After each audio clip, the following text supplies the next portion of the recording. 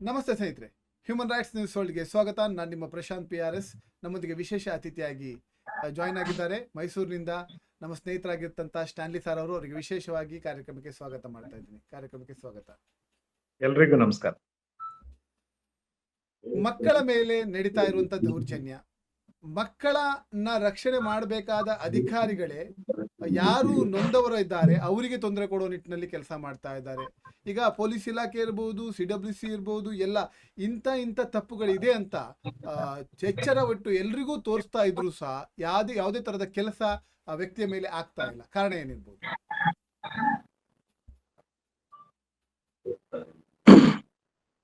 ಈಗ CWC ಅನ್ನುವಂಥದ್ದು ಮಕ್ಕಳ ದೌರ್ಜನ್ಯದ ವಿರುದ್ಧ ಮಕ್ಕಳ ಹಕ್ಕುಗಳನ್ನು ಎತ್ತಿ ಹಿಡಿಲಿಕ್ಕೋಸ್ಕರ ಮಕ್ಕಳ ಹಕ್ಕುಗಳ ಉಲ್ಲಂಘನೆ ಮಾಡಿದಂತಹ ವ್ಯಕ್ತಿಗಳನ್ನ ನ್ಯಾಯಿಕ ಪೀಠದ ಮುಂದೆ ತಂದಿಡ್ಲಿಕ್ಕೋಸ್ಕರ ಸೃಷ್ಟಿ ಮಾಡಿದಂತಹ ಒಂದು ನ್ಯಾಯಿಕ ವ್ಯವಸ್ಥೆ, ಅಂದ್ರೆ ಕ್ವಾಸಿ ಜುಡಿಷಿಯಲ್ ಬಾಡಿ ಅಂತ ನಾವು ಕರೀತೇವೆ. CWCಗೆ ಫಸ್ಟ್ ಗ್ರೇಡ್ ಮ್ಯಾಜಿಸ್ಟ್ರಿಯಲ್ ಪವರ್ ಇದೆ. 5 ಜನ ಸದಸ್ಯರಿರುವ ಈ ಒಂದು ಪೀಠಕ್ಕೆ ಕ್ವಾಸಿ ಒಂದು ನ್ಯಾಯಿಕ ಸ್ಥಾನಮಾನ ಇದೆ. ಇದು ಒಂದು ವಿಶೇಷವಾದಂತ ವಿಚಾರ. ಈ ಸಂಚಿಕೆಯಲ್ಲಿ ಹೇಳಿದ್ದೆ. ಆದ್ರೆ ಇತ್ತೀಚಿನ ದಿನಗಳಲ್ಲಿ ಈ ಕೆಪಾಸಿಟಿ ಇಲ್ಲದೆ ಇರುವಂತಹ ವ್ಯಕ್ತಿಗಳು ಮತ್ತೆ ಕಾನೂನಿನ ತಿಳುವಳಿಕೆ ಇಲ್ದಿರುವಂತಹ ವ್ಯಕ್ತಿಗಳು ಮಕ್ಕಳ ಹಕ್ಕುಗಳ ಪ್ರತಿಪಾದನೆ ಮಾಡಲಾರದಂತಹ ವ್ಯಕ್ತಿಗಳು, ಮಕ್ಕಳ ಹಕ್ಕುಗಳ ಒಂದು ಉಳಿವಿನ ಒಂದು ಹೋರಾಟಕ್ಕೋಸ್ಕರ ತಮ್ಮನ್ನ ತಾವು ಅರ್ಪಿಸಿಕೊಳ್ಳದಿರುವಂತಹ ವ್ಯಕ್ತಿಗಳು ಕೆಲವರು ಲಾಬಿ ಮಾಡ್ಕೊಳ್ತಾ ಈ ಒಂದು ಸಮಿತಿ ಒಳಗಡೆ ನುಸುಳೋದನ್ನು ನಾವು ತುಂಬಾ ಸ್ಪಷ್ಟವಾಗಿ ನೋಡ್ತೇವೆ. ಇವರಿಂದ ಮಕ್ಕಳ ಹಕ್ಕುಗಳ ಉಲ್ಲಂಘನೆ ನಡೆಯೋದನ್ನು ಕೂಡ ನಾವು ಕಂಡಿದ್ದೇವೆ. ಬಹಳಷ್ಟು ಜಿಲ್ಲೆಗಳಲ್ಲಿ ಏನಾಗ್ತಾ ಇದೆ ಅಂತಂದ್ರೆ, ಗಂಭೀರ ಪ್ರಕರಣಗಳು ನ್ಯಾಯಾಲಯದ ಮುಂದೆ ಬಾರದ ಹಾಗೆ ನೋಡ್ಕೊಳ್ಳುವಲ್ಲೂ ಕೆಲವು ಸದಸ್ಯರು ಕೆಲಸ ಮಾಡಿದ್ದಾರೆ ಅಂತ ಹೇಳೋದಕ್ಕೆ ನನಗೆ ತುಂಬಾ ವಿಷಾದ ಅನ್ಸುತ್ತೆ, ತುಂಬಾ ನೋವಾಗುತ್ತೆ. ಇವರಿಂದಾಗಿಯೇ ಕೆಲವು ನೊಂದಂತಹ ಮಕ್ಕಳಿಗೆ ನ್ಯಾಯ ಸಿಗದೆ ಹೋಗಿರುವಂತದ್ದನ್ನ ನಾವು ಕಂಡಿದ್ದೇವೆ. ಇದು ಆಗಕೂಡದು. ಇದನ್ನ ಇವತ್ತಿನ ಒಂದು ಸಂದರ್ಭದಲ್ಲಿ ಒತ್ತಿ ಹೇಳ್ತಾ ಇರುವಂತದ್ದು ನಾನು ಸರ್ಕಾರಕ್ಕೆ, ಮಹಿಳಾ ಮತ್ತು ಮಕ್ಕಳ ಅಭಿವೃದ್ಧಿ ಕಲ್ಯಾಣ ಇಲಾಖೆಗೆ ಹಾಗೂ ಮಾನ್ಯ ಕರ್ನಾಟಕ ರಾಜ್ಯ ಮಕ್ಕಳ ಹಕ್ಕುಗಳ ರಕ್ಷಣಾ ಆಯೋಗಕ್ಕೂ ನಾನು ಒತ್ತಿ ಇನ್ಸಿಸ್ಟ್ ಮಾಡಿ ಹೇಳ್ತೇನೆ. ಈ ಒಂದು ನಿಷ್ಕ್ರಮಣ ನಡೆಯುವಂತಹ ಒಂದು ಸಂದರ್ಭದಲ್ಲಿ ಈಗಾಗಲೇ ಬಹಳಷ್ಟು ಕಡೆ ಹೊಸ ಸಮಿತಿಗಳು ರಚನೆ ಆಗ್ತಾ ಇದ್ದಾವಲ್ಲ, ಅವುಗಳು ಬಂದು ಅಧಿಕಾರವನ್ನು ಸ್ವೀಕಾರ ಮಾಡಕ್ಕಿಂತ ಮೊದಲು ಈ ಒಂದು 6 ವರ್ಷ ಅಂತಂದ್ರೆ ಈ ಕೊರೋನಾ ನಿಮಿತ್ತ ಮೊದಲ ಸಮಿತಿಗೆ 3 ವರ್ಷ ಮತ್ತೆ ಎಕ್ಸ್ಟೆಂಡ್ ಮಾಡ್ಕೊಂಡು ಹೋದ್ರು. ಇದು ನಮ್ಮ ಫೇಲ್ಯೂರ್ ಕೂಡ. ನಮ್ಮ ಸರ್ಕಾರ ಮಕ್ಕಳ ಹಕ್ಕುಗಳಿಗೆ ಯಾವ ರೀತಿಯಾದಂತಹ ಮಾನ್ಯತೆ ಕೊಡ್ತಾ ಇದೆ, ಅದಕ್ಕೆ ಪ್ರಾಶಸ್ತ್ಯ ಕೊಡ್ತಾ ಇದೆ ಅಂತ ಹೇಳೋದಕ್ಕೆ ಒಂದು ಒಳ್ಳೆಯ ನಿದರ್ಶನ ಇದು. CWCಯ ಯಾವುದೇ ರೀತಿಯಾದಂತಹ ಬೆಳವಣಿಗೆಗೆ ನಾವು ತಯಾರಿಲ್ಲ. ಹಾಗಾಗಿ ಒಂದು ಟರ್ಮ್ ಅಲ್ಲಿ ಇದ್ದಂತ ಸದಸ್ಯರು ಮತ್ತೊಂದು ಟರ್ಮಿಗೆ ಮುಂದುವರಿತಾರೆ. ಸಾಧಾರಣವಾಗಿ 3 ವರ್ಷ ಆಗ್ಬೇಕಾಗಿತ್ತು, ಮತ್ತೆ ಹೊಸ ನೀರು ಹರಿಬೇಕಾಗಿತ್ತು. ಈಗ 6 ವರ್ಷ ಒಬ್ಬ ವ್ಯಕ್ತಿ ಒಂದು ಸಮಿತಿಯ ಒಳಗಡೆ ಪೋಕ್ಸೋ ಪ್ರಕರಣಗಳಲ್ಲಿ ಸಮಿತಿಯಲ್ಲಿ ಒಳಗಡೆ ಇದ್ದು ಕೆಲಸ ಮಾಡ್ತಾರೆ. ಸಮಿತಿಯ ಹೊರಗಡೆ ಬಂದಾಗ ಪೋಕ್ಸೋ ಆರೋಪಿ ಪರವಾಗಿ ವಕಾಲತ್ತಾಗ್ತಾರೆ ಅಂತಂದ್ರೆ ಇದು ಗಂಭೀರವಾದಂತ ಪ್ರಕರಣ. ರೇಪ್ ಮಾಡ್ದವನ್ಕಿಂತನೂ ಕೆಟ್ಟ ರೇಪ್ ಇದು. ಅಂದ್ರೆ ನ್ಯಾಯದ ಮೇಲೆ ನಡೆದಿರುವಂತ ಅತ್ಯಾಚಾರವೇ ಅಂತಾನೆ ನಾನು ಕನ್ಸಿಡರ್ ಮಾಡುವಂತ ಹುಡುಗಾಟದ ಪ್ರಶ್ನೆ, ವಿಚಾರ ಅಲ್ಲ. JJ ಆಕ್ಟ್ ಅಲ್ಲಿ ಏನ್ ಹೇಳ್ತದೆ ಈ ಬಗ್ಗೆ? JJ ಆಕ್ಟ್ ಅಲ್ಲಿ ಈ ಬಗ್ಗೆ ಏನ್ ಹೇಳ್ತದೆ? JJ ಆಕ್ಟ್ ಅಲ್ಲಿ ಏನ್ ಹೇಳುತ್ತೆ?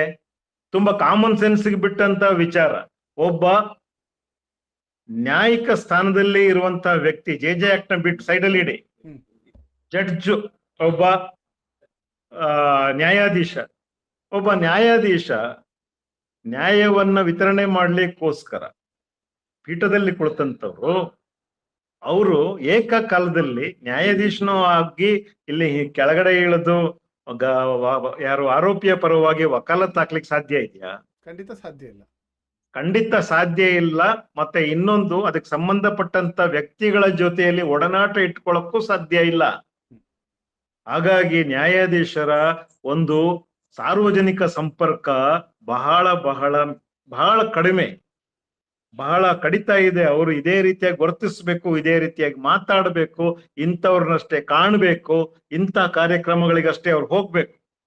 CWCಗೆ ಬರುವಂತ ವ್ಯಕ್ತಿಗಳಿಗೆ ಅವರು ಇದೊಂದು ಸಮಿತಿ ಅಂತಂದ್ರೆ ಯಾವುದೋ ಒಂದು ಗಣಪತಿ ಉತ್ಸವದ ವಿಸರ್ಜನಾ ಸಮಿತಿ ಅಲ್ಲ. ಅದು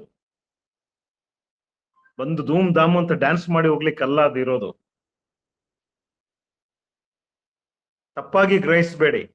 ಸಮಿತಿ ಅಂತಂದ್ರೆ ಬೇರೆ ಯಾವುದೋ ದಸರಾ ಸಮಿತಿ, ಯಾವುದೋ ಧಾರ್ಮಿಕ ಸಮಿತಿ, ಯಾವುದೋ ಒಂದು ಸಾಂಸ್ಕೃತಿಕ ಸಮಿತಿ ತರ ಅಲ್ಲ ಇದು. ಸಮಿತಿ ಅಂತ ಧ್ವನಿ ಇದೆಯಲ್ಲ, ಅದು ಬಹಳ ಅರ್ಥವನ್ನ ಕಳ್ಕೊಳ್ಳುವಂತ ವಿಚಾರ ಇರ್ಬೋದು. ಇಲ್ಲಿ ಇದು ನ್ಯಾಯಿಕ ವ್ಯವಸ್ಥೆ.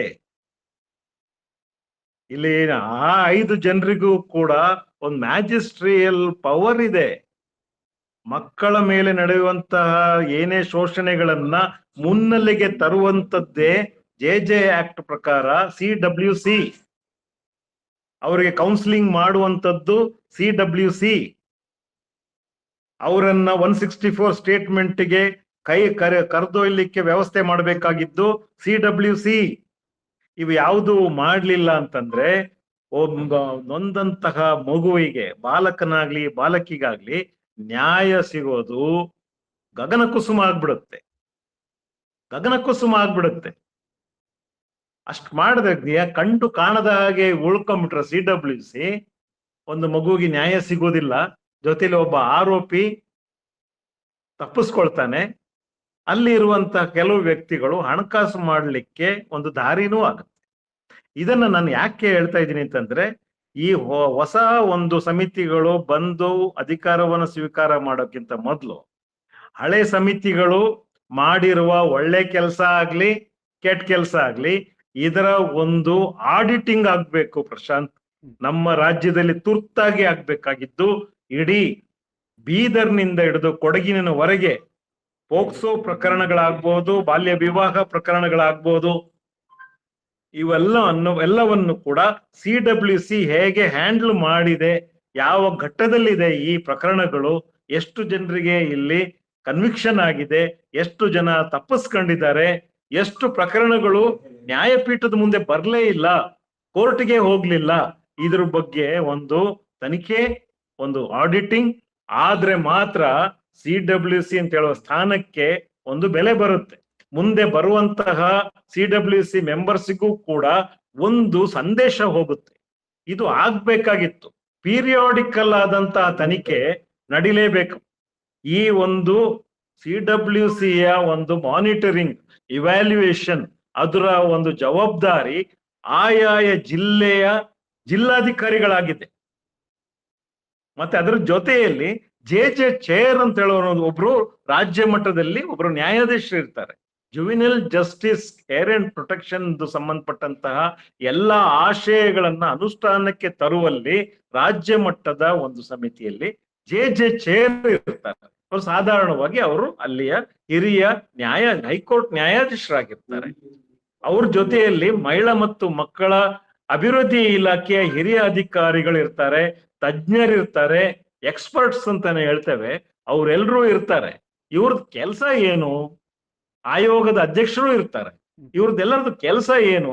ಎಲ್ಲಾ ಜಿಲ್ಲೆಗಳ CWC, JJB ಇವು ಎಷ್ಟು ಮಟ್ಟದಲ್ಲಿ ಕ್ಷಮತೆಯಿಂದ ಕೆಲಸ ಮಾಡಿದಾವೆ ಅಂತ ಹೇಳುವಂಥದ್ದನ್ನ ಎನ್ಕ್ವೈರಿ ಮಾಡೋದು, ಇನ್ವೆಸ್ಟಿಗೇಟ್ ಮಾಡುವಂಥದ್ದು, ಅದೇ ರೀತಿಯಾಗಿ ಅವರನ್ನ ಮಾನಿಟರಿಂಗ್ ಮಾಡುವಂಥದ್ದು, ಅವರನ್ನ ಸರಿಯಾದ ದಾರಿಗೆ ತರುವಂಥದ್ದು ಕೆಲಸವನ್ನ ಮಾಡಬೇಕು. ಇದು ಮಾಡಿದಾರಾ ಅನ್ನುವಂಥದ್ದು ಕೇಳಿದ್ರೆ ಇದು ಮಾಡಿಲ್ಲ ಅಂತಾನೆ ನಾನು ಹೇಳ್ತೇನೆ. ಯಾಕೆ ಅಂತಂದ್ರೆ ಈಗಾಗಲೇ ನಮ್ಮಲ್ಲಿರುವ ಎಕ್ಸಾಂಪಲ್ಸ್ ಇದನ್ನೇ ಪುಷ್ಟೀಕರಿಸುತ್ತೆ. ಕೆಲವು ಕಡೆ ಪೋಕ್ಸೋ ಪ್ರಕರಣಗಳು ನ್ಯಾಯಾಲಯದ ಒಂದು ಗಮನಕ್ಕೆ ಬಂದಿಲ್ಲ. ಇನ್ನು ಕೆಲವು ಕಡೆ ಪೋಕ್ಸೋ ಪ್ರಕರಣಗಳಲ್ಲಿ ಸಮಿತಿ ಸದಸ್ಯರೇ ವಕಾಲತ್ತಾಗ್ತಾರೆ ಆರೋಪಿ ಪರವಾಗಿ. ಇನ್ನು ಕೆಲವು ಕಡೆ ಮಕ್ಕಳ ಡಿಎನ್ಎ ಟೆಸ್ಟ್ ಕೂಡ ಸರಿಯಾಗಿ ಮ್ಯಾಚ್ ಆಗ್ತಾ ಇಲ್ಲ. ಇದರ ಒಂದು ಹೊಣೆಗಾರಿಕೆ ಯಾರು? ಇದರ ಬಗ್ಗೆ CWC ಏನ್ ಕೆಲಸ ಮಾಡ್ತಾ ಇದೆ. ಇನ್ನು ಕೆಲವು ಕಡೆ ನಮ್ಮ ಕಟ್ಟ ಕಡೆಯ ಗಿರಿಜನ ಮಕ್ಕಳಿಗೂ ಕೂಡ ಪೋಕ್ಸೋ ಪ್ರಕರಣದಲ್ಲಿ ನ್ಯಾಯ ಸಿಕ್ಕಿಲ್ಲ. ಇಂಥದ್ದನ್ನ ನಾನು ಯಾವುದೇ ರೀತಿಯಾದಂತಹ ಏನು ಪ್ರಿಜುಡಿಸ್ ಇಟ್ಕೊಳ್ಳದೆ, ಪೂರ್ವಾಗ್ರಹಗಳನ್ನ ಇಟ್ಕೊಳ್ಳದೆ ನಾನು ಇದನ್ನ with the best interest of the child ನಾನು ಇದನ್ನ ನಿಮ್ ಮುಂದೆ ಎಕ್ಸ್ಪ್ರೆಸ್ ಮಾಡ್ತಾ ಇರೋದು. ಈಗ CWC ಮೆಂಬರ್ ಆದವರು ಆರೋಪಿಗಳ ಪರವಾಗಿ ನಿಲ್ಲೋದಲ್ಲದೆ ಏನು ಏನು ನೊಂದ ಕುಟುಂಬ ಇದೆ, ಆ ಕುಟುಂಬದ ವೈಯಕ್ತಿಕ ವಿಚಾರಕ್ಕೆಲ್ಲ ತಲೆ ಹಾಕುವಂಥದ್ದು, ವೈಯಕ್ತಿಕ ವಿಚಾರದಲ್ಲಿ ತಲೆ ಹಾಕಿ ಏನೇನೋ ಮಾಡುವಂಥದ್ದು, ಅವ್ರಿಗೆ ಏನೇನೋ ಹೊಸ ಹೊಸ ಐಡಿಯಾ ಕೊಡುವಂಥದ್ದು, ಅವರ ವೈಯಕ್ತಿಕ ಸಂಬಂಧಗಳನ್ನು ಹಾಳು ಮಾಡುವಂಥದ್ದು, ಇಂಥದ್ದೆಲ್ಲ ಮಾಡ್ತಾ ಇದ್ದಾರೆ. ಇದು ಯಾವ ರೀತಿಯ ರಾಜ್ಯದಲ್ಲಿ ಇದ್ದೀವಿ ಅಂತ ಒಂದು ರೀತಿಯ ಅನುಮಾನ ಬರ್ತಾ ಇದೆ. ಎಲ್ರಿಗೂ ಗಮನಕ್ಕೆ ತರ್ತಾ ಇದ್ದೀವಿ. ಮಕ್ಕಳ ರಕ್ಷಣಾ ಸಮಿತಿ ಕರ್ನಾಟಕ ರಾಜ್ಯ ಆಯೋಗಕ್ಕೂ ಗಮನಕ್ಕೆ ತಂದಿದ್ದೀವಿ, ಹಾಗೆ ಜಿಲ್ಲಾಧಿಕಾರಿಗಳ ಗಮನಕ್ಕೂ ತಂದಿದ್ದೀವಿ. ಏನು ಪ್ರಯೋಜನ ಆಗ್ತಾ ಇಲ್ಲ. ಇಲ್ಲ, ಅದು ಎಲ್ಲವೂ ಕೂಡ ಒಂದು ವಿಚಾರವನ್ನ ನಮ್ಗೆ ಸಾರಿ ಹೇಳ್ತಾ ಇರೋದು. CWCಗೆ ಸರಿಯಾದ ಒಂದು ಮಾನ್ಯತೆಯನ್ನ ಮತ್ತೆ ಘನತೆಯನ್ನ ನಾವ್ ಯಾರು ಕೊಡ್ತಿಲ್ಲ. ಅಂದ್ರೆ ಮಕ್ಕಳ ರಕ್ಷಣೆ ಅಷ್ಟೇನು ಮುಖ್ಯ ಅಲ್ಲ ಅನ್ನುವಂಥದ್ದನ್ನ ನಮ್ಮ ನಡೆಗಳು ಹೇಳ್ತಾ ಇದ್ದಾವೆ. ಇದು ಒಂದು ರೀತಿಯಾಗಿ ಕೆಪಾಸಿಟಿ ಇಲ್ದಿರುವಂತ ವ್ಯಕ್ತಿಗಳನ್ನ ನಾವು ಆ ಸಮಿತಿಗೆ ಆಯ್ಕೆ ಮಾಡಿ ತರುವಂಥದ್ದು, ಅವರು ನಾವು ಹೇಳ್ದಂಗೆ ಕೇಳ್ಬೇಕು ಅನ್ನುವಂಥದ್ದು ಮೇಲ್ಮಟ್ಟದಲ್ಲಿ ಹೋಗ್ತಾ CWC ಇಂಡಿಪೆಂಡೆಂಟ್ ಬಾಡಿ. ಅದು ಸರಿಯಾದ ವ್ಯಕ್ತಿಯಲ್ಲಿ ಕೂತ್ರೆ ನಮ್ಮಂತವ್ರು ಯಾರನ್ನು ಕೇರ್ ಮಾಡಲ್ಲ. ನಮ್ಮ ಮುಂದೆ ಏನ್ ಪ್ರಕರಣ ಬರುತ್ತೆ ಅದಕ್ಕೆ ಬದ್ಧವಾಗಿ ನಾವು ವಿಲೇವಾರಿ ಮಾಡ್ತಿರ್ತೀವಿ, ನಾವು ಡೈರೆಕ್ಷನ್ಸ್ ಕೊಡ್ತಾ ಇರ್ತೀವಿ. ಅದು ಕಮಿಷನರ್ ಬರ್ಬೋದು, SP ಬರ್ಬೋದು, ಇಲ್ಲ ಮಂತ್ರಿ ಮಹೋದಯರು ಬಂದ್ಬೋದು. Nothing doing. ಒಬ್ಬ CWC ಮೆಂಬರು ಒಬ್ಬ ಮ್ಯಾಜಿಸ್ಟ್ರೇಟ್ ತರ ಕೆಲಸ ಮಾಡ್ಬೇಕಾಗ್ತದೆ. ಆದ್ರೆ ಎಷ್ಟು ಜನ CWC ಮೆಂಬರ್ಸ್ ಇದಕ್ಕೆ ಬದ್ಧವಾಗಿದ್ದಾರೆ? ಎಷ್ಟು ಕೆಲವರು ಬದ್ಧತೆಯಿಂದ ಬರ್ತಾರೆ, ಇಲ್ಲ ಅಂತಲ್ಲ. ಕೆಲವರು ಪ್ಯಾಷನೇಟ್ ಆಗಿ ಬರ್ತಾರೆ, ಅವ್ರಿಗೆ ಮಕ್ಕಳಿಗೋಸ್ಕರ ನಾವು ಏನಾದ್ರು ಮಾಡ್ಬೇಕು ತುಡಿತಾ ಇಟ್ಕೊಂಡು ಬರ್ತಾರೆ. ಬಹಳಷ್ಟು ಕಡೆ ಅದೊಂದು ಸ್ಥಾನಮಾನ ಅಂತ ಅನಿಸ್ಕೊಂಡ್ಬಿಟ್ಟಿದೆ ಕೆಲವರಿಗೆ. ಅದು ಅಸಹ್ಯ. ಅದು ನನ್ಗೆ ಹೇಳಲಿಕ್ಕೂ ಕೂಡ ಅದು ಯಾರಿಗೂ ಅದೇನು ಕಿರೀಟ ಅಥವಾ ದೊಡ್ಡ ಒಂದು ಸಿಂಹಾಸನ ರೀತಿಯಲ್ಲಿ ಅದನ್ನ ನೋಡ್ಕೊಳ್ಳೋದಲ್ಲ. CWC ಅನ್ನುವಂಥದ್ದು ಅದಕ್ಕಲ್ಲ ಇರೋದು, ದೊಡ್ಡ ಜವಾಬ್ದಾರಿ. ಅದು ಹೆಗಲ ಮೇಲೆ ತುಂಬಾ ದೊಡ್ಡ ಜವಾಬ್ದಾರಿ ಇದೆ. ಪೋಕ್ಸೋ ನ್ಯಾಯಾಲಯವನ್ನೇ ಒಂದು ರೀತಿಯ ಮಾರಾಟಕ್ಕಿಟ್ಟಿದ್ದಾರೆ. ಅಂದ್ರೆ ಕೋಟ್ಯಾಂತರ ರೂಪಾಯಿ ವ್ಯವಹಾರ ನಡೀತಾ ಇದೆ, ಕೋಟಿ ಕಟ್ಟಲೆ ವ್ಯವಹಾರಗಳನ್ನು ಮಾಡ್ತಾ ಇದ್ದಾರೆ, ಲಕ್ಷಾಂತರ ರೂಪಾಯಿ ವ್ಯವಹಾರ ಮಾಡ್ತಾ ಇದ್ದಾರೆ. ನೊಂದವರ ಪರವಾಗಿ ಯಾರು ನಿಲ್ತಾ ಇಲ್ಲ. ನ್ಯಾಯಾಧೀಶರ ಗಮನಕ್ಕೆ ಬರದೆ ಹಿಂದಿನಿಂದ ಇವೆಲ್ಲವೂ ನಡೀತಾ ಇದೆ. ಈ ಒಬ್ಬ CWC ಮೆಂಬರ್ ಆದವನು ಒಂದು 30ಕ್ಕೂ ಹೆಚ್ಚು ಪ್ರಕರಣದಲ್ಲಿ ತನ್ನ ವಕಾಲತ್ತನ್ನು ಹಾಕ್ತಾನೆ. ಆದರೆ ಅದು ಯಾವುದೂ ಸಹ ನ್ಯಾಯಾಧೀಶರ ಗಮನಕ್ಕೆ, ವಿಶೇಷ ಸ್ಪೆಷಲ್ ಕೋರ್ಟ್ ನ್ಯಾಯಾಧೀಶರ ಗಮನಕ್ಕೆ ಬರೋದಿಲ್ಲ. ಕ್ರಿಮಿನಲ್ ಮೊಕದ್ದಮೆ ಹೂಡ್ಲೇಬೇಕಾದಂತಹದ್ದು ಇದು. ಇದೇನಾದ್ರೂ ಆರೋಪ ನಿಜವಾದ್ರೆ ಇದು ತುಂಬಾ ಗಂಭೀರವಾದಂತ ಆರೋಪ. ಇದನ್ನ ಸರ್ಕಾರ ಗಂಭೀರವಾಗಿ ತಗೊಳ್ಬೇಕು, ನ್ಯಾಯಾಲಯಗಳು ಗಂಭೀರವಾಗಿ ಪರಿಗಣಿಸ್ಬೇಕು, ಆಯೋಗಗಳು ಗಂಭೀರವಾಗಿ ಪರಿಗಣಿಸ್ಬೇಕು. ಈಗಾಗಲೇ ಒಂದು ಪ್ರಕರಣದ ಬಗ್ಗೆ ನಾನು ಮಾನ್ಯ ಕರ್ನಾಟಕ ರಾಜ್ಯ ಮಕ್ಕಳ ಹಕ್ಕುಗಳ ರಕ್ಷಣಾ ಆಯೋಗದ ಅಧ್ಯಕ್ಷರ ಜೊತೆಲಿ ಮಾತಾಡಿದ್ದೇನೆ. ಕಾಕತಾಳೀಯವಾಗಿ ಇವತ್ತು ಅವರು ಆಕ್ಷನ್ ತಗೊಳ್ತೀನಿ ಅಂತ ಕೂಡ ಹೇಳಿದ್ದಾರೆ. ಯಾಕೆ ಅಂತಂದ್ರೆ ಇದು ಸಣ್ಣ ಪುಟ್ಟದ ವಿಚಾರ ಅಲ್ಲ. ಒಂದು 25-30 ಪ್ರಕರಣಗಳಲ್ಲಿ ಒಬ್ಬ ಸಮಿತಿಯ ಸದಸ್ಯ ಆರೋಪಿ ಪರವಾಗಿ ಪೋಕ್ಸೋ ಪ್ರಕರಣ ವಕಾಲತ್ತಾಕಿದ್ದಾರೆ ಅಂತಂದ್ರೆ ಅದನ್ನ ಇಡೀ ರಾಷ್ಟ್ರೀಯ ಮಕ್ಕಳ ಹಕ್ಕುಗಳ ಆಯೋಗ ಕೂಡ ಗಂಭೀರವಾಗಿ ಪರಿಗಣಿಸಬೇಕು. ಕ್ರಿಮಿನಲ್ ಕೇಸ್ ಹಾಕ್ಬೇಕು ಅವ್ರ ಮೇಲೆ. ಆತ ಯಾರಾದ್ರೂ ಆಗಿರ್ಲಿ, ಮಾಡ್ಲಿಕ್ಕೆ ಬರೋದಿಲ್ಲ ಆ ರೀತಿಯ ಕೆಲಸಗಳನ್ನ ಮಾಡ್ಲಿಕ್ಕೆ. JJ ಆಕ್ಟ್ ನಲ್ಲಿ ಅವಕಾಶಗಳೇ ಇಲ್ಲ. ಜೆ ಅಲ್ಲ, ಜೂರಿಸ್ ಪ್ರೂಡೆನ್ಸ್ ಓದ್ಕೊಂಡಿಲ್ಲ ಅವರು. ನ್ಯಾಯಶಾಸ್ತ್ರದಲ್ಲಿ ಎಲ್ಲೂ ಇಲ್ಲ. ಒಬ್ಬ ನ್ಯಾಯಾಧೀಶ ಡಬಲ್ ಆಕ್ಟಿಂಗ್ ಮಾಡಕ್ ಆಗುದಿಲ್ಲ. ಮಾಡ್ಬೇಕಾದ್ರೆ ನ್ಯಾಯಾಧೀಶನ ಇದಕ್ಕೆ ಪೋಸ್ಟಿಗೆ ರಿಸೈನ್ ಮಾಡಿ ಬಂದು ವಕಾಲತ್ ಹಾಕ್ಬೇಕು. ಅರ್ಥ ಆಗ್ತಾ ಇದೆಯಾ? ತಾನು ಹಿಯರ್ ಮಾಡಿದಂತ ಕೇಸ್ಗಳಲ್ಲಿ ತಾನೇ ವಕಾಲತ್ ಹಾಕ್ಲಿಕ್ಕೆ ಬರುವುದಿಲ್ಲ. ಈ ರೀತಿಯಾಗೆಲ್ಲ ಇದೆ. ಅದಕ್ಕೆ ಹೇಳೋದು, ಇದ್ರ ಬಗ್ಗೆ ತಿಳುವಳಿಕೆ ಇಲ್ದಿರುವಂತ ವ್ಯಕ್ತಿಗಳನ್ನ ರಾಜಕೀಯ ಪ್ರೇರಿತವಾಗಿ ಯಾವುದೋ ಒಂದು ಮೀನು ಮಹಾಮಂಡಳಿ, ಗೃಹ ಮಂಡಳಿ, ಮತ್ತೊಂದು ಮಂಡಳಿಗೆ ಕೆಲವರು ಕಾರ್ಯಕರ್ತರನ್ನ ಆಯ್ಕೆ ಮಾಡ್ತಾರಲ್ಲ, ಆ ರೀತಿಯಾಗಿ ಕೈ ಮುಗಿದು ಕೇಳ್ಕೊಳ್ತೀನಿ, ನಮ್ಮ ಶಾಸಕರಾಗ್ಬೋದು, ನಮ್ಮ ಮಂತ್ರಿಗಳಿಗೆ ಕೈ ಮುಗಿದು ಕೇಳುವಂಥದ್ದು, ಈ ಶಿಫಾರಸುಗಳನ್ನ ಪಡ್ಕೊಂಡು ಇಂಥವ್ರನ್ನ ಆಯ್ಕೆ ಮಾಡಬೇಡಿ. ಆ ಕೆಲಸ ತುಂಬಾ ಅಮೂಲ್ಯವಾದ ಕೆಲಸ, ಮಕ್ಕಳಿಗೆ ನ್ಯಾಯ ಒದಗಿಸುವ ಕೆಲಸ. ನೋಡಿ, ಅಂತವ್ರು ಇರೋದ್ರಿಂದನೇ ಕೆಲವು ಕಡೆಗಳಲ್ಲಿ, ಕೆಲವು ಪ್ರಮುಖವಾದ ಕೇಸ್ಗಳಲ್ಲಿ, ಕೆಲವು ಸ್ವಾಮೀಜಿ ಕೇಸ್ನೇ ನಾನು ಕೋಟ್ ಮಾಡ್ತೇನೆ, ಮಕ್ಕಳಿಗೆ ನ್ಯಾಯವನ್ನೇ ಕೊಡಿಸ್ಲಿಲ್ಲ ಅಲ್ಲಿಯ ಸಮಿತಿ. ಓಪನ್ ನಾನು ಹೇಳ್ತಾ ಇರುವಂತದ್ದು, ಓಪನ್ ಆಗಿ ಚಾಲೆಂಜ್ ಮಾಡ್ತೇನೆ. ಅವ್ರು ಹಾಕ್ಲಿ ಬೇಕಾದ್ರೆ ಕೇಸ್ ನಮ್ಮಲ್ಲಿ, ಅವರ ನಡೆಗಳು ಸರಿ ಇದೆ ಅಂತ ಅವರು ಹೈಕೋರ್ಟ್ ನಲ್ಲಿ ಅವರು ಸರಿಯಾಗಿ ಸ್ಪಷ್ಟಪಡಿಸ್ಲಿ, ನಡೆಗಳು ಸರಿ ಇತ್ತು, ನಮ್ದು ನಾವು ಮಾಡಿ ಸರಿ ಇತ್ತು ಅನ್ನೋ. ಹೆಂಗ್ ಸಾಧ್ಯ? ಒಂದೇ 90 ಜನ ಮಕ್ಕಳಿಗೆ ಕೌನ್ಸಿಲಿಂಗ್ ಮಾಡ್ತಾರೆ, 90 ಜನ ಮಕ್ಕಳಿಗೆ ಆಪ್ತ ಸಮಾಲೋಚನೆ ನಡೆಸಿ ಅವ್ರ ಮೇಲೆ ಏನೂ ನಡೆದಿಲ್ಲ ಅಂತ ಹೇಳಿ ಅವ್ರನ್ನೆಲ್ಲರನ್ನೂ ಕೂಡ ಪೊಲೀಸ್ನವ್ರ ಕೈಗೆ ಸಿಗದ ಹಾಗೆ ಮಾಡಿ ಎಲ್ಲ ಕಡೆಗೆ ಹಂಚಿಬಿಡ್ತಾರೆ. ಒಂದು ಸಮಿತಿ ಮಾಡುವ ಕೆಲಸವ ಇದು? ಈ ರೀತಿಯಾದ ಪ್ರಕರಣಗಳು ಬೇಕಾದಷ್ಟಿದ್ದಾವೆ. ಇದ್ರ ಬಗ್ಗೆ ಒಂದು ತನಿಖೆ ಆಗ್ಬೇಕು.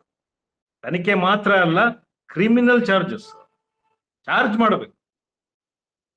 ಬರ್ಲಿಕ್ಕೆ ಬನ್ನಿ ಸಮಿತಿ ಸದಸ್ಯರಾಗಿ ಅಂತ ಕರೆದ್ರೆ ನಮಸ್ಕಾರ, ನನ್ ಬರಲ್ಲ ಅನ್ಬೇಕು ಇವರು. ಅವರು ಸಮಿತಿಗೆ ಹೇಳ್ಕೊಂಡು ತಿರುಗ್ತಾ ಇದ್ದಾರೆ. ರಾಜ್ಯ ಮಕ್ಕಳ ರಕ್ಷಣಾ ಏನು ಆಯೋಗ ಇದೆ, ಅದಕ್ಕೆ ಯಾವುದೇ ಫವರೇ ಇಲ್ಲ, ಏನು ಮಾಡಕ್ಕಾಗಲ್ಲ ಅಂತಾರೆ. ಏನು ಈ ಮೆಂಬರ್ ಅದನ್ನು ಹೇಳ್ತಾರೆ, ಅದಕ್ಕೇನು ಫವರೇ ಇಲ್ಲ, ಏನು ಮಾಡಕ್ಕಾಗಲ್ಲ ಅವರಿಗೆ ಅಂತ ಹೇಳ್ತಾರೆ. ಧೈರ್ಯದಲ್ಲಿ ಮಾಡ್ಕೊಂಡು ಹೋಗ್ತಾ ಇದ್ದಾರೆ. ಹೇಳ್ಕೊಂಡು ಹೋಗ್ಲಿ, ಅದು ತೊಂದ್ರೆ ಇಲ್ಲ. ಆದ್ರೆ ನ್ಯಾಯಿಕ ವ್ಯವಸ್ಥೆ ಇದೆಯಲ್ಲ, ನಮ್ಮ ಜುಡಿಷಿಯಲ್ ಸಿಸ್ಟಮ್ ಇದೆಯಲ್ಲ, ಅದರ ಮುಂದೆ ಯಾರ ಆಟವೂ ನಡೆಯುವುದಿಲ್ಲ. ನೋಬಡಿ ಈಸ್ ಅಬೌವ್ ಲಾ. ಎಲ್ರೂ ಕಾನೂನಿನ ಕೆಳಗೆ ಬರುವಂತವ್ರು. ಕಾನೂನು ಚುರುಕು ಮುಟ್ಸುತ್ತೆ. ಕೇಳುವ ರೀತಿಯಲ್ಲಿ ಕೇಳ್ಬೇಕು, ಕಾನೂನು ರೀತಿಯ ಕೇಳ್ಬೇಕು. ನಾವು ಸುಮ್ಮನೆ ಯಾವುದು ಮಾತಾಡ್ಕೊಂಡು ಹೋದ್ರೆ ಆಗೋದಿಲ್ಲ, ಕಾನೂನು ರೀತಿಯ ಕೇಳಬೇಕು. ಇದಕ್ಕೆ ಸಂಬಂಧಪಟ್ಟ ಹಾಗೆ ಈಗಾಗಲೇ ಮಾನ್ಯ ಅಧ್ಯಕ್ಷರು ಮಾತಾಡಿದ್ದಾರೆ. ನಾವು ಕೂಡ ಒಡನಾಡಿಯ ಕಡೆಯಿಂದ ರಾಷ್ಟ್ರೀಯ ಮಕ್ಕಳ ಹಕ್ಕುಗಳ ರಕ್ಷಣಾ ಆಯೋಗಕ್ಕೆ ಲೆಟರ್ ಬರೀತಾ ಇದ್ದೇವೆ. ಈ ವಿಚಾರವಾಗಿ ಬರೀತಾ ಇದ್ದೇವೆ. ಅವ್ರು ಮಾಡ್ಲಿಲ್ಲ ಅಂತಂದ್ರು ನಾವು ಆಮೇಲೆ ಮತ್ತೆ ಮುಂದುವರಿತೇವೆ.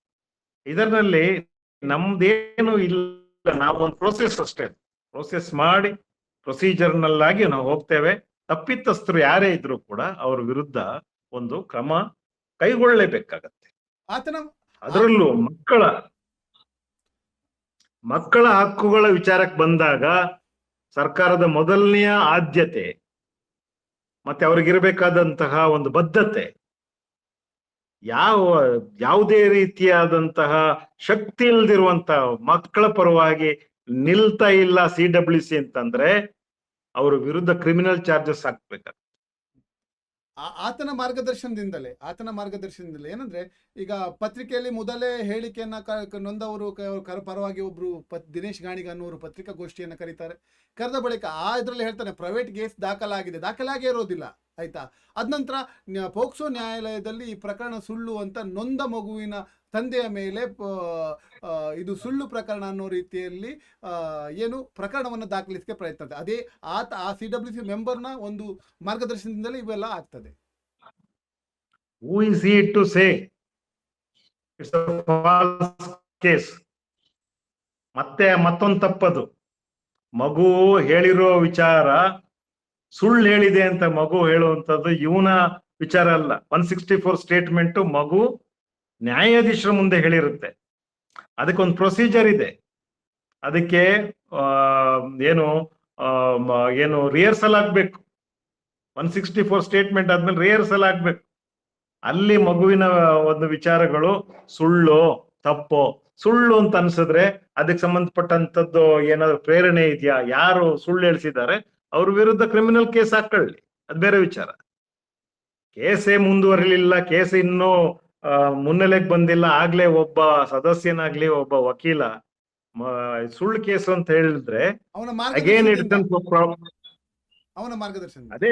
ಅದೇ ಹೇಳ್ತಾ ಇರೋದು. ಅದನ್ನೆಲ್ಲವನ್ನು ಪೋಕ್ಸೋ ಕೋರ್ಟು ತುಂಬಾ ಸೀರಿಯಸ್ ಆಗಿ ತಗೊಳ್ಬೇಕಾಗತ್ತೆ. ಹಾಗಾದ್ರೆ ಜಡ್ಜಸ್ ಯಾಕಿದ್ದಾರೆ ಈತನೇ ಜಡ್ಜ್ಮೆಂಟ್ ಕೊಡೋದಾದ್ರೆ? ಯಾವುದು ಪ್ರೊಸೀಜರ್ ಇಲ್ಲದೇನೆ ಜಡ್ಜ್ಮೆಂಟ್ ಕೊಟ್ಬಿಡ್ತಾನೆ ಅಂತಂದ್ರೆ ಹಾಗಾದ್ರೆ ಪೋಕ್ಸೋ ಕೋರ್ಟ್ ಯಾಕೆ? ಅಲ್ಲೊಬ್ರು ನ್ಯಾಯಾಧೀಶರು ಯಾಕೆ? ಮ್ಯಾಜಿಸ್ಟ್ರೇಟ್ ಯಾಕೆ? ಎಲ್ಲ ಈತನೇ ಮಾಡೋದಾದ್ರೆ ಈ ನಮ್ಮ ಸೌಜನ್ಯ ಪ್ರಕರಣದಲ್ಲಿ ಹೀಗೆ ಆಯ್ತು ಅನ್ಸುತ್ತೆ. ಈಗ ಎಲ್ಲ ಸೌಜನ್ಯನ ವಿರುದ್ಧವಾಗಿ ನಿಂತರು ಎಲ್ಲ ಅಧಿಕಾರಿಗಳು, ಎಲ್ಲ ಕರಪ್ಟ್ ಅಧಿಕಾರಿಗಳು ಸೌಜನ್ಯ ಪ್ರಕರಣವನ್ನ ಹಾಳು ಮಾಡೋಕೆ ಇದೇ ತರ ಕ್ರಮ ಕೈಗೊಂಡ್ರು ಅಂತ ಅನ್ಸುತ್ತೆ. ಇಲ್ಲಿ ನೋಡ್ತಾ ಹೋದ್ರೆ ಈಗ ಜೀವಂತ ಸೌಜನ್ಯನ ಬದುಕಲಿಕ್ಕೆ ಬಿಡ್ತಾ ಇಲ್ಲ. ಸೌಜನ್ಯ ಪ್ರಕರಣ ಬಂದಾಗ ಪೋಕ್ಸೋ ಇರ್ಲಿಲ್ಲ, ಕೆಲವು ತಿಂಗಳುಗಳ ನಂತರದಲ್ಲಿ ಪೋಕ್ಸೋ ಬಂದಿರುವಂತದ್ದು. ಮೈನರ್ಸ್ ಕೇಸ್ ಅಂತ ಆಗಿರುತ್ತೆ. ಪೋಕ್ಸೋ ಬಂದ್ರೂನು ಪೋಕ್ಸೋ ಇಲ್ದಿದ್ರು ವ್ಯವಸ್ಥೆ ಒಂದೇನೆ. ಬಲಾಢ್ಯರ ಪರವಾಗಿ ಯಾವನೇ ನಿಂತಿದ್ರು ಕೂಡ ಆತ ತನ್ನ ಕೆಲಸವನ್ನ ಮಾಡಿಲ್ಲ ಅಂತಾನೆ ನಾನು ಹೇಳೋದು. ಅವತ್ತಿನ ಮಟ್ಟಿಗೆ CWC ಒಂದಿರ್ಲಿಲ್ಲ ಅಷ್ಟೇ. ಇದ್ದಿದ್ರೆ ಅವರು ಇದನ್ನೇ ಮಾಡ್ತಿದ್ರೇನು. ತುಂಬಾ ನೋವಿಂದ ಹೇಳ್ತಾ ಇದ್ದೀನಿ. ಒಳ್ಳೆಯವರು ಯಾರು ಇದ್ರ ಬಗ್ಗೆ ಅನ್ಯತಾ ಭಾವಿಸೋದ್ ಬೇಡ. ಕೆಲಸ ಮಾಡೋರು ನಾನು ಹೇಳೋ ಮಾತನ್ನ ಅರ್ಥ ಮಾಡ್ಕೋತಾರೆ. CWC ಯಲ್ಲಿ ಒಳ್ಳೆ ಜನ ಇದ್ದಾರೆ, ಒಳ್ಳೆ ಆತ್ಮೀಯರಿದ್ದಾರೆ, ಬಹಳ ಕಷ್ಟಪಟ್ಟು ಕೆಲಸ ಮಾಡ್ತಿರುವಂತವ್ರು ನನ್ನ ಮಿತ್ರರು ಎಲ್ಲಾ ಕಡೆ ಇದ್ದಾರೆ. ಅವ್ರಿಗಿದು ಅನ್ವಯಿಸೋದೇ ಇಲ್ಲ ನಾನು ಮಾತಾಡೋದು, ಆದ್ರೆ ಅವ್ರಿಗೂ ಅರ್ಥ ಆಗಿದೆ. ನಮ್ಮ ಸೌಜನ್ಯಳ ವಿಚಾರದಲ್ಲೂ ಕೂಡ ಅವತ್ತಿನ ಇಡೀ ಒಂದು ವ್ಯವಸ್ಥೆ, ಆಡಳಿತ ವ್ಯವಸ್ಥೆ, ಅಧಿಕಾರಿಗಳ ವ್ಯವಸ್ಥೆ ಎಲ್ರೂ ಕೂಡ ಆರೋಪಿಗಳನ್ನ ಬಚಾವ್ ಮಾಡೋಕ್ಕೋಸ್ಕರನೇ ಕೆಲಸ ಮಾಡಿದ್ರು. ಸೌಜನ್ಯಳಿಗೆ ನ್ಯಾಯ ಒದಗಿಸ್ಬೇಕು, ಆ ಸತ್ತೋಗಿರುವಂತ ಮಗುವಿಗೆ ನ್ಯಾಯ ಒದಗಿಸ್ಬೇಕು, ಅವ್ರ ಮನೆಯವರಿಗೆ ಒಂದು ಸಾಂತ್ವನ ಹೇಳಿಸ್ಬೇಕು, ಅವ್ರ ಕಣ್ಣೀರು ತೊಡಿಬೇಕು ಅಂತ ಹೇಳುವ ಕಾರಣ ಇಟ್ಕೊಂಡು ಒಬ್ಬನೇ ಒಬ್ಬ ಕೆಲಸ ಮಾಡಿಲ್ಲ. ನಿರ್ಭೀತಿಯಿಂದ ವಿಚಾರವನ್ನ ಹೇಳ್ತೀನಿ, ಒಬ್ಬನು ಕೆಲಸ ಮಾಡಿಲ್ಲ ಇದ. ಹಾಗಾಗಿ ಅದು ಆಲ್ಮೋಸ್ಟ್ ಹೋಗ್ಬಿಟ್ಟಿತ್ತು. ಆದ್ರೆ ಒಬ್ಬ ವಿವೇಚನೆ ಅಂತಃಸಾಕ್ಷಿ ಇರುವಂತಹ ನ್ಯಾಯಾಧೀಶರು 2 ವರ್ಷದ ಹಿಂದೆ ಕೊಟ್ಟಂತಹ ಒಂದು ತೀರ್ಪೇನಿದೆ, 2022 ಅಲ್ಲಿ ಕೊಟ್ಟಂತಹ ಒಂದು ತೀರ್ಪೇನಿದೆ, ಅದು ಎಲ್ಲವನ್ನ ಎತ್ತಿ ಹೇಳುತ್ತೆ. ಎಲ್ಲ ಈ ಒಂದು ವ್ಯವಸ್ಥೆಯ ಒಂದು ಇಡೀ ದೋಷವನ್ನ ಆ ತೀರ್ಪು ಹೇಳುತ್ತೆ. ಒಂದ್ ರೀತಿಯಲ್ಲಿ ಆ ತೀರ್ಪೇ ಜಯ. ಆ ತೀರ್ಪು ಸೌಜನ್ಯಳ ಪರವಾಗಿ ಬಂದಂತ ತೀರ್ಪದು. ಅದನ್ನ ನಾವು ಬಹಳ ಏನು ಸೂಕ್ಷ್ಮವಾಗಿ ಗ್ರಹಿಸ್ಬೇಕು ಆ ತೀರ್ಪನ್ನ. ಡಾಕ್ಟರ್ಸ್ ಸರಿಯಾಗಿ ಕೆಲಸ ಮಾಡಿಲ್ಲ, ಇನಿಷಿಯಲ್ ಸ್ಟೇಜಿನಿಂದ ಯಾರು ತನಿಖಾಧಿಕಾರಿಗಳು ಸರಿಯಾಗಿ ಕೆಲಸ ಮಾಡಿದ್ದೆಲ್ಲಾ ಕೆಲಸವೂ ಕೂಡ ಆರೋಪಿಗಳನ್ನ ಬಚಾವ್ ಮಾಡ್ಲಿಕ್ಕೋಸ್ಕರನೇ ಮಾಡಿದ್ದ ಎಲ್ಲಾ ಕೆಲಸಗಳು ಮಣ್ಣು ಪಾಲಾಗಿದ್ದಾವೆ. ಸರ್ಕಾರಿ ವ್ಯವಸ್ಥೆಯ ದುರ್ಬಳಕೆ ಆಗಿದೆ. ಕತೆ ಬಿಡ್ತಾ ಇದ್ದಾರೆ ಇವರು, cock and bull story, fairy tale ತೋರಿಸ್ತಾ ಇದ್ದಾರೆ ಇವರು. ಸಂತೋಷ್ ರಾವ್ ಅಂತ ಹೇಳುವಂತ ಒಬ್ಬ ಅಮಾಯಕನನ್ನ ತಗೊಂಬಂದು ನಿಲ್ಲಿಸಿ ಅವನನ್ನ ಗಲ್ಲಿಗೇರಿಸೋ ಮಟ್ಟಕ್ಕೆ ಇವರು ಕೆಲಸ ಮಾಡಿದ್ದಾರೆ ಅಂತ ಹೇಳುವಂತದ್ದನ್ನ ಸ್ಪಷ್ಟವಾಗಿ ಹೇಳಿದ್ದಾರೆ. ಕೇಳಿಸ್ಕೊಳ್ಳುವಂತಹ ವ್ಯವಧಾನ ಇಲ್ದಿರುವಂತವ್ರು ಈ ತೀರ್ಪನ್ ಬಗ್ಗೆ ವಿರುದ್ಧ ಮಾತಾಡ್ತಾ ಬಂದಿದ್ದಾರೆ. ಕೆಲವು ತಲೆಕ್ಲಂಡಿ ನಿವೃತ್ತ ಅಧಿಕಾರಿಗಳು ಮಾತಾಡ್ತವೆ, ಏನು ಇನ್ವೆಸ್ಟಿಗೇಷನ್ ಮಾಡಕ್ ಬಿಡ್ತಾರೆ. DYSP ರಿಟೈರ್ಡ್ ಡಿವೈಎಸ್ಪಿ ಮೈಸೂರಿನಲ್ಲಿ. ಅವನ ಅವನ ತಲೆಯಲ್ಲಿರುವ ಅಷ್ಟು ಟಾಯ್ಲೆಟ್ ಅನ್ನ ಈಚೆ ತಂದಿಡ್ತಾನೆ. ಬುದ್ಧಿ ಅಲ್ಲ, ಅಂತದ್ದೆಲ್ಲ ನಾವು ನೋಡ್ಬಿಟ್ಟಿದ್ದೇವೆ. ಸೌಜನ್ಯಳಿಗೆ ನ್ಯಾಯ ಖಂಡಿತ ಲಭ್ಯ, ಖಂಡಿತ ಸಿಕ್ಕೇ ಸಿಗುತ್ತೆ, ಖಂಡಿತ ಸಿಗುತ್ತೆ. ನಾವು ಅಷ್ಟು ಆತರ ಪಡ್ಲಿಕ್ಕಾಗಲ್ಲ. ನ್ಯಾಯಿಕ ವ್ಯವಸ್ಥೆ ಅಂತ ಹೇಳುವಂಥದ್ದು it will take its own course. ಸುಮಾರಷ್ಟು ವ್ಯವಸ್ಥೆಗಳು ನಡೀತಾ ಇದ್ದಾವೆ. ಅದ್ರ ಜೊತೆಯಲ್ಲಿ ಅದಕ್ಕೆ ಅದರದೇ ಆದಂತ ಒಂದು ಸಿಸ್ಟಮ್ ಇದೆ. ಅದ್ರ ಮೂಲಕನೇ ನಾವು ನ್ಯಾಯವನ್ನು ಪಡಿಬೇಕು. ಯಾವ್ದಾವ್ದ್ರದ ಮೂಲಕ ನ್ಯಾಯ ಪಡೆಯೋದಲ್ಲ. ನಾವು ಇಷ್ಟು ಮಾತಾಡ್ತಿರುವಂಥದ್ದು ಅದನ್ನ ಲೈವ್ ಆಗಿ ಇಟ್ಕೊಳಕ್ಕೆ ಜನರಲ್ಲಿ ಒಂದು ವಿಚಾರ ಓಡ್ಲಿ ಅಂತ ಹೇಳೋ ಕಾರಣಕ್ಕೆ ನಾವು ಮಾತಾಡ್ತೀವಿ. ಬಿಟ್ರೆ ಮಾತಾಡ್ತಾ ಇಲ್ಲ ಅಂತ ಅಂದ್ರೆ ಏನು ಮಾಡ್ತಾ ಇಲ್ಲ ಅಂತಲ್ಲ. ಕೋರ್ಟ್ ನಲ್ಲಿದೆ, ನಡೀತಾ ಇದೆ, ವಿಭಾಗೀಯ ಪೀಠದ ಮುಂದೆ ಬಂದಿದೆ, 3 ಅರ್ಜಿಗಳು ಬಂದಿದೆ. ಇವತ್ತಲ್ಲ ನಾಳೆ ಅದರ ಒಂದು ವಿಚಾರಣೆ ನಡೀತಾ ಇದೆ. ಅಕ್ವಿಟಲ್ ಕಮಿಟಿ ಮಾಡಿದ್ದಾರೆ. ಅದು ಕೆಲಸ ಮಾಡ್ಬೇಕೀಗ. ಇವತ್ತಲ್ಲ ಅಂತ ಕೂತ್ಕೊಳಕ್ ಆಗಲ್ಲ. ಅಲ್ಲಿ SP ಇವತ್ ಮಾಡ್ಬೇಕಿದೆ, ಅದನ್ನ ಜೀವ ಕೊಡ್ಬೇಕದಕ್ಕೆ ಅಕ್ವಿಟಲ್ ಕಮಿಟಿಗೆ. ಇದ್ರ ಬಗ್ಗೆ ಒತ್ತಾಯವನ್ನ ನಾವೆಲ್ಲರೂ ಕೂಡ ಮಾಡೇ ಮಾಡ್ತೇವೆ. ಕೊನೆಯದಾಗಿ ಪ್ರಶ್ನೆ, ಈಗ ಮಾನ್ಯ ಉಡುಪಿ ಜಿಲ್ಲಾ DC ಅವರಿಗೆ ಹೇಳೋದಾದ್ರೆ, ಈ ಪ್ರಕರಣಕ್ಕೆ CWCಗೆ ಸಂಬಂಧಪಟ್ಟ ವಿಚಾರದಲ್ಲಿ ಮಾನ್ಯ DC ಅವರಿಗೆ ಹೇಳೋದಾದ್ರೆ ಏನ್ ಹೇಳಲಿಕ್ಕೆ ಇಷ್ಟಪಡ್ತೀರಾ? DC ಅವರು ನೀವು ಕೊಟ್ಟಿರುವಂತಹ ಒಂದು ಮಾಹಿತಿ ಏನಿದೆ, ಇಷ್ಟು ಪೋಕ್ಸೋ ಪ್ರಕರಣಗಳು, ಸುಮಾರು 30 ಪೋಕ್ಸೋ ಪ್ರಕರಣದಲ್ಲಿ ಒಬ್ಬ CWC ಸದಸ್ಯ ಆರೋಪಿಯ ಪರವಾಗಿ ವಕಾಲತ್ತನ್ನು ಹಾಕಿದ್ದಾರೆ 6 ವರ್ಷಗಳಲ್ಲಿ ಅಂತ ಹೇಳುವಂತಹ ಗಂಭೀರವಾದಂತಹ ಒಂದು ಆರೋಪವನ್ನ ತಾವು ಈ ಒಂದು ಚಾನೆಲ್ ಮೂಲಕ ತಮ್ಮ ಮುಂದೆ ಇಡ್ತಾ ಇದ್ದೀರಿ. ಅದನ್ನ ಅಲ್ಲಿಯ ಪೊಲೀಸ್ ವರಿಷ್ಠಾಧಿಕಾರಿಗಳು ಕೂಡಲೇ ಅದನ್ನ ಗ್ರಹಿಸಬೇಕು. ಮಾಡಿಕೊಂಡು ಕೂಡಲೇ ಆತನ ವಿರುದ್ಧ ಒಂದು ಕ್ರಿಮಿನಲ್ ಕೇಸ್ ಹಾಕಬೇಕು. ಯಾವ ಪ್ರಕರಣ ಅಂತ ನೋಡ್ಬೇಕು. ಇಮಿಡಿಯೇಟ್ ಆಗಿ ಇಟ್ಸ್ ನಾನ್ ಬೇಲೇಬಲ್ ಅಫೆನ್ಸ್ ಆಗುತ್ತೆ. ಆತ ಮಾಡ್ಲಿಕ್ಕೆ ಬರೋದಿಲ್ಲ. ಅದಕ್ಕೆ ಅವಕಾಶ ಮಾಡಿಕೊಟ್ಟವ್ರು ಯಾರು? ಆ ಎಲ್ಲಾ ಕೇಸ್ಗಳನ್ನು ಮತ್ತೆ ಪುನರ್ ಪರಿಶೀಲನೆ ಮಾಡ್ಲೇಬೇಕಾಗತ್ತೆ. ಹೇಗೆ ಈತ ಅದನ್ನ ಮಾಡಿದ್ದಾರೆ, ಯಾವ ಪ್ರಾವಿಷನ್ ಅಲ್ಲಿ ಒಬ್ಬ CWC ಸದಸ್ಯ ಆರೋಪಿಯ ಪರವಾಗಿ ಅಲ್ಲಿಯ ಕೇಸ್ಗಳ, ಬೇರೆ ಜಿಲ್ಲೆಯ ಕೇಸ್ಗಳಲ್ಲ. ಇಫ್ ಐ ಆಮ್ ರೈಟ್, ನೀವು ಕೊಡ್ತಾ ಇರುವ ಎಲ್ಲಾ ಪ್ರಕರಣಗಳು ಉಡುಪಿಗೆ ಸಂಬಂಧಪಟ್ಟಂತದ್ದು ತಾನೆ? ಉಡುಪಿಯ ಕೇಸ್ಗಳನ್ನ ಒಬ್ಬ CWC ಸದಸ್ಯ ಆರೋಪಿಯ ಪರವಾಗಿ ನಿಂತು ಮಾಡ್ಲಿಕ್ಕೆ ಸಾಧ್ಯತೆಗಳೇ ಇಲ್ಲ. ಅಕಸ್ಮಾತ್ ಅದ್ ನಡೆದಿದ್ರೆ ಅದೊಂದು ದೊಡ್ಡ ಒಂದು ಬ್ಲಂಡರ್. ಅದು ನ್ಯಾಯಿಕ ವ್ಯವಸ್ಥೆಯಲ್ಲಿ ನಡೆದಂತಹ ದೊಡ್ಡ ಒಂದು ಬ್ಲಂಡರ್. ಅದಕ್ಕಿಂತ ದೊಡ್ಡ ಅಪರಾಧ ಇನ್ನೊಂದು ಇರ್ಲಿಕ್ಕೆ ಸಾಧ್ಯ ಇಲ್ಲ. ಅಲ್ಲಿಯ SP ಅವರು ಅದನ್ನ ಬಹಳ ಗಂಭೀರವಾಗಿ ತಗೊಂಡು ಅವ್ರ ಪ್ರಕರಣ ದಾಖಲಿಸ್ಕೋಬೇಕು.